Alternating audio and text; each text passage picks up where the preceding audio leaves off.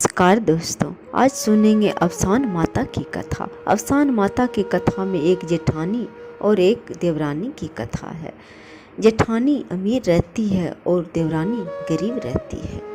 एक दिन देवरानी अपने जेठानी से कहती है कि दीदी, मेरे लिए आप कहीं काम ढूंढ देते तो मेरा भी गुजारा हो जाता।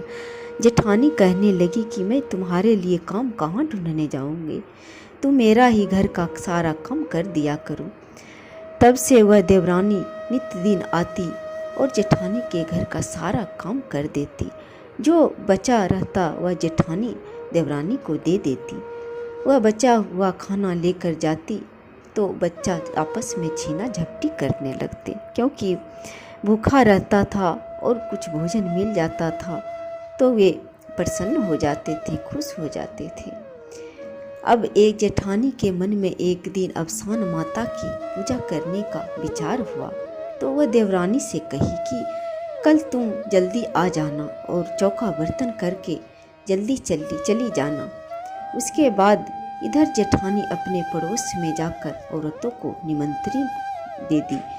सुबह हुई और देवरानी जल्दी आई और घर का सारा काम कर दी और करके जेठानी बोलने लगी कि अगर तुम्हारा सारा काम हो गया हो तो तुम वापस घर चली जाओ। अब जेठानी के घर बहुत विधि से अफसान माता की पूजा सामग्री लेकर पूजा हुई। अफसान माता की कथा हुई, उसके बाद अफसान माता की गीत और आरती हुई। अब सब कुछ दिनों के बाद देवरानी के बच्चे को पता चली तो वह माँ से पूछने लगी कि माँ, बड़ी मम्मी अफसान माता की पूजा कर रही है, माँ तुम भी करो, ऐसा जिद करने लगा। अब माता जिद करते हुए बच्चा जिद करने के कारण देवरानी को भी अफसान माता का पूजा करना पड़ा। अब पूजा करने के लिए शुरू की।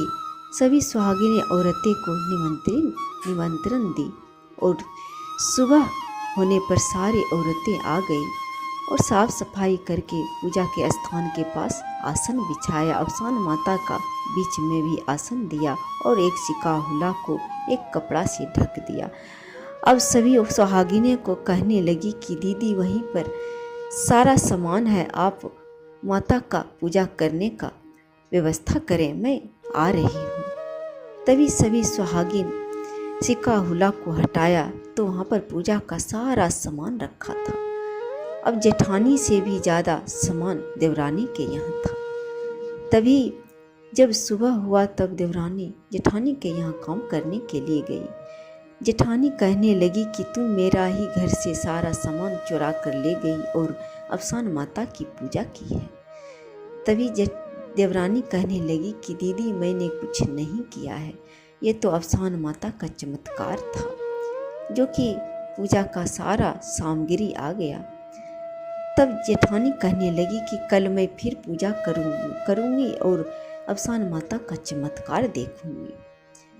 तब जेठानी ने जिस तरह देवरानी की थी उसी तरह जेठानी करने लगी।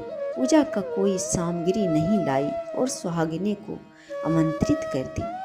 सभी सुहागिनें घर पर आ गई और आकर जब सिकाहुला को उठाया तो वहाँ पर सांप, पीछे और अनेक प्रकार के जीव जंतु थे।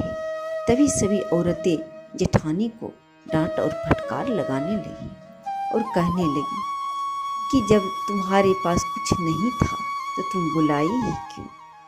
हम सब सुबह से भूखे प्यासे यहाँ पर बैठे हैं और तुमने ऐसा क्यों किया? तब जेठानी सबसे माफ़ी मांगने लगी। माता अफसान माता से प्रार्थना करने लगी। तब प्रार्थना करने पर सभी जानवरें अंतर्ध्यान हो गए और माता के पूजा और आराधना प्रेम से करने लगी। देवरानी कहने लगी, दीदी, मेरे पास तो कुछ नहीं था, इसलिए मैंने नहीं लाया और मेरे ऊपर माता का कृपा बरसाई।